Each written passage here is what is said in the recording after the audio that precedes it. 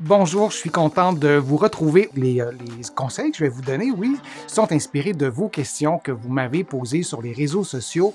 Vous pouvez trouver plusieurs des conseils, des exercices que je vous donne aujourd'hui dans mon livre 99 façons de soulager les douleurs au dos et au cou. Et vous vous souvenez que ces conseils et ces exercices ne remplacent pas les recommandations d'un professionnel de la santé. J'ai beaucoup de mes patients qui sont relativement jeunes et le médecin, l'équipe soignante, la personne concernée directement, viennent à la conclusion qu'on essaie de retarder le plus longtemps possible la prothèse parce que ça ne dure pas à vie une prothèse. Donc, si on est relativement jeune, on ne souhaite pas avoir une deuxième prothèse éventuellement. Donc, qu'est-ce qu'on doit faire et qu'est-ce qu'on ne doit pas faire pour éviter une détérioration et aussi pour améliorer sa condition? Pourquoi pas? D'abord, on veut éviter de déclencher l'inflammation. Et l'inflammation dans la hanche, on ne peut pas nécessairement la sentir soi-même. Parfois, on mélange un peu l'inflammation et la douleur. On peut avoir de la douleur et pas avoir de crise inflammatoire, mais on peut aussi avoir une crise inflammatoire. Donc, de l'inflammation, ça se déclenche souvent 2 à 3 heures après. En tout cas, c'est pas automatique. Donc, disons 2 à 3 heures après avoir fait une activité, après avoir fait un exercice. Si vous aimez beaucoup marcher, peut-être prendre des pauses, peut-être vous asseoir quelques minutes sur votre itinéraire, sur votre trajet, le morceler en plusieurs fois. Peut-être que ça évitera de déclencher une crise inflammatoire. Donc, on ne veut pas d'inflammation. C'est vrai aussi pour les positions assises prolongées. Si vous allez en voiture, vous faites de la voiture pendant 2 à 3 heures, ça peut déclencher une réaction inflammatoire parce qu'en position assise, votre hanche, elle est en principe à plus ou peut-être pas 90 degrés parce que vous pouvez basculer comme ça votre bassin, mais on a une flexion prononcée de la hanche et dans un contexte d'attente de prothèse de hanche, on a probablement perdu de la flexion. Donc, la position assise peut vraiment générer un stress et de l'inflammation. On veut aussi éviter la douleur. Et c'est deux choses différentes qui sont souvent reliées. Si on fait une crise inflammatoire dans un contexte d'arthrose sévère à la hanche, ça va faire de la douleur. Mais il y a aussi des phénomènes de sensibilisation centrale. Je vous en ai déjà parlé. Vous pouvez aller voir mes vidéos là-dessus. Il y a d'autres éléments qui peuvent causer de la douleur et on peut aussi avoir de la douleur à d'autres régions du corps. On peut avoir de la douleur à des muscles parce que les muscles sont vraiment fatigués. Imaginez, je vais vous montrer avec mon coude que je ne peux pas déplier mon coude plus que ça. Et chaque fois que je contracte mon biceps et mes muscles, je ne les contracte que dans cette amplitude-là limitée. Je vous le montre avec mon coude, mais vous comprenez l'idée. Alors, imaginez que vous êtes en attente d'une prothèse de hanche ou d'une prothèse éventuelle de hanche, que vous avez perdu de la mobilité. Les muscles qui travaillent toujours, qui contractent toujours dans la même amplitude, peuvent se fatiguer. Et cette fatigue-là, musculaire, peut provoquer de la douleur qui n'est pas liée à l'inflammation. Et le troisième élément, on veut éviter l'immobilité. Lorsqu'on a mal à une hanche, parfois, parfois c'est là depuis longtemps et on a presque développé une habitude de moins bouger, de restreindre ses activités. Je vous propose sur ma chaîne des exercices à faire en position assise. Je vais vous préparer d'autres vidéos aussi là-dessus, mais d'activer votre système, d'activer votre système cardiovasculaire. La hanche, la douleur, l'inflammation, c'est pas juste une question d'os, de fémur et de bassin, c'est aussi une question de santé générale et de s'immobiliser et d'avoir presque pris une habitude à s'immobiliser. C'est pas quelque chose qui vous aide pour retarder une éventuelle chirurgie. Maintenant, dans les choses à faire, mobiliser. Mobiliser la hanche, bouger la hanche. Je vais vous montrer quelques exercices ou quelques tests de dépistage pour évaluer vous-même, pour dépister vous-même s'il y a une asymétrie, par exemple, au niveau de la hanche, dans des mouvements qui sont peut-être moins intuitifs. Je vais y revenir dans quelques secondes.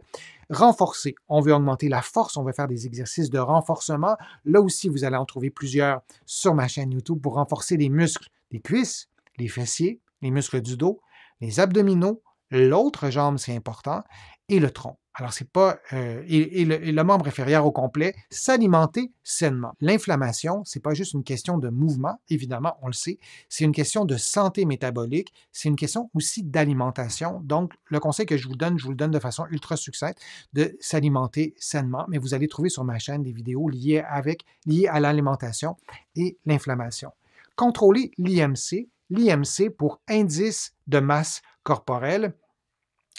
Je n'ai pas écrit contrôler le poids parce que le poids lui-même, il ne veut rien dire. Vous pouvez peser 50 kg et être en situation d'obésité et non selon votre taille, par exemple, selon votre âge, selon votre sexe, etc.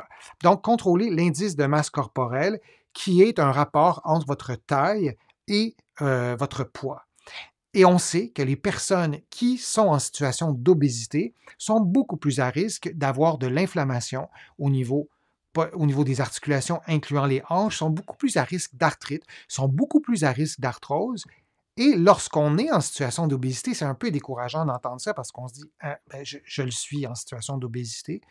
Et l'objectif, c'est pas de retrouver un poids, j'ouvre les guillemets, santé, c'est un terme qui est un peu bizarre, mais en ce sens que vous un poids qu'on définit comme santé, c'est pas nécessairement l'objectif.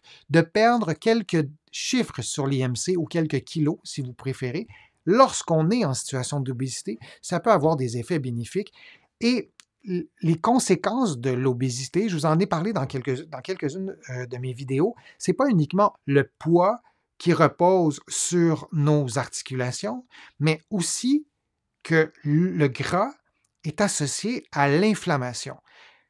Lorsqu'on est en situation d'obésité, l'excès de tissu adipeux est associé à l'inflammation, pour le dire de façon très succincte. Et l'autre verbe que j'ai ajouté, c'est de pallier. Pallier à la perte de mobilité, pallier à la perte de force en adaptant ses activités, pas en réduisant ses activités à un point tel qu'on ne fait plus rien, mais en adaptant et peut-être aussi en utilisant une canne, en utilisant des aides à la marche.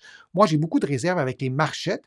Je suggère à certains de mes patients d'utiliser une marchette ou des déambulateurs. Les termes peuvent changer d'un endroit à l'autre. Mais lorsque vous vous déplacez avec un déambulateur ou une marchette, votre patron de marche, votre posture, votre alignement articulaire change complètement. Alors, il y a plusieurs types de cannes qui sont efficaces, qui peuvent enlever un peu de poids, donc de pallier en utilisant des choses. On peut utiliser certaines attelles. Il y a vraiment une panoplie d'éléments, d'aides qui peuvent nous aider à pallier un problème de mobilité, de manque d'endurance, bon, etc.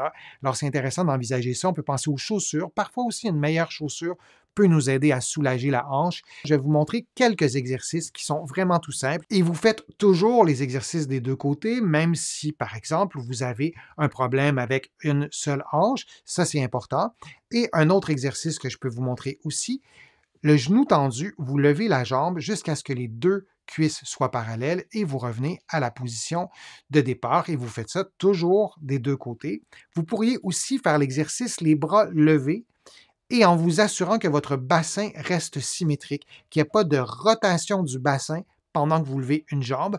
Ça vous aide aussi à stimuler les abdominaux et c'est absolument spectaculaire de constater l'asymétrie de la force des abdominaux et notamment en faisant cet exercice-là chez des patients qui ont une atteinte à une seule hanche. Donc, il y a par exemple beaucoup d'arthrose à la hanche droite et on se rend compte qu'il y a des abdominaux, droit ou gauche, selon le mouvement, qui sont beaucoup moins forts, qui réagissent beaucoup moins vite et on en prend conscience souvent avec cet exercice-là. Et parfois, la difficulté d'exercice que vous voyez, c'est pas tant la faiblesse au niveau du quadriceps, par exemple, ou du psoas ou d'autres muscles, mais le manque de stabilité du bassin. Alors ça, c'est un exercice intéressant. Un autre que je vais vous montrer, c'est celui-là. Vous placez la cheville sur le genou opposé et vous descendez le genou. Je vais vous montrer ça en plus grand. Et vous le faites de l'autre côté. Là aussi, vous pouvez faire des séries de 10 ou vous pouvez faire l'exercice pendant 60 secondes et vous vous assurez que le bassin reste symétrique. Lorsque vous faites l'exercice, lorsque votre genou descend comme vous voyez, on ne veut pas voir le bassin se tourner complètement vers la droite ou vers la gauche, il devrait rester immobile, c'est le genou qui doit descendre. Et lorsque vous arrivez à votre mobilité complète, ben, vous n'allez pas plus loin, ça ne donne rien d'aller plus loin et de forcer en exagérant une rotation du bassin. Et un autre exercice, en fait, qui est un peu le même, dans la même famille en tout cas, vous placez vos deux paumes, vos deux plantes des pieds, pardon, l'une contre l'autre et vous descendez les genoux jusqu'à votre mobilité normale. L'idée, c'est pas de copier ce que je fais et de tenter d'aller aussi loin que je fais. Peut-être que vous allez aller plus loin que moi, peut-être moins, mais c'est de le faire de façon symétrique. Alors, les exercices que je vous montre là, ce sont des exercices de mobilité, un peu de force pour vous aider à prendre soin de vos hanches, pour idéalement peut-être repousser une prothèse de hanche en se disant qu'évidemment, idéalement, vous devez avoir des exercices qui sont adaptés à votre propre condition. Et l'exercice du pont que vous connaissez, je vous l'ai déjà présenté. Si vous êtes nouveau sur ma chaîne, c'est peut-être la première fois que vous le voyez. Et si vous êtes nouveau ou nouvelle sur ma chaîne, c'est peut-être la première fois que vous le voyez faire les bras levés. Et je pense que c'est important de ne pas laisser les mains au sol parce que cet exercice-là, c'est un exercice de force des fessiers, des muscles derrière les jambes, aussi les ischio-jambiers, mais aussi de stabilité du bassin pour bien contrôler l'équilibre des contractions entre le côté gauche et le côté droit. Et ça, on y parvient seulement si on lève les bras, sinon nos mains sont au sol et nos mains corrigent très rapidement ces mouvements gauche-droite, puis on ne va pas solliciter, on ne va pas stimuler cet équilibre entre les contractions entre le côté gauche et le côté droit. Alors, c'est les exercices que je peux vous montrer, aussi proposer. En fait, c'est certains des exercices qui existent pour prendre soin de sa hanche, pour tenter de préserver la santé de sa hanche, point, mais aussi pour retarder l'installation d'une prothèse de hanche. Et vous allez en trouver d'autres aussi sur ma chaîne. Il y a d'autres vidéos aussi sur la hanche. Je vous remercie d'avoir été là. J'espère que les conseils ou les exercices ou les suggestions d'exercices vous ont été utiles. Si vous avez envie de me poser des questions, vous pouvez le faire sur le fil de discussion. Je lis toutes les questions. Je réponds à quelques-unes des questions et sinon, j'essaie d'y répondre dans des vidéos comme j'ai fait aujourd'hui. Je vous invite aussi à faire une contribution. Vous le savez, sans vos contributions, je ne parviendrai pas à vous produire autant de contenu et ça me fait plaisir de le faire. Vous pouvez faire une contribution directement sur YouTube en cliquant sur le petit cœur j'aime. Vous pouvez aussi le faire sur mon site web, le www.denisfortier.ca. Vous allez voir, c'est simple, vous cliquez sur contribution et vous allez pouvoir aussi sur mon site web vous abonner à l'infolettre. Vous allez trouver aussi beaucoup d'informations dans mes livres que vous allez trouver au Québec, mais aussi de l'autre côté de l'Atlantique, notamment mon livre qui s'intitule « 99 façons de soulager les douleurs au dos et au cou ». Et vous allez trouver aussi les autres de mes livres aussi avec d'autres renseignements, d'autres conseils. Et je vous invite à me faire part de vos lectures. Ça me fait toujours plaisir de recevoir vos commentaires. Alors, je vous dis à une prochaine fois et à un prochain direct, à une prochaine vidéo. À bientôt.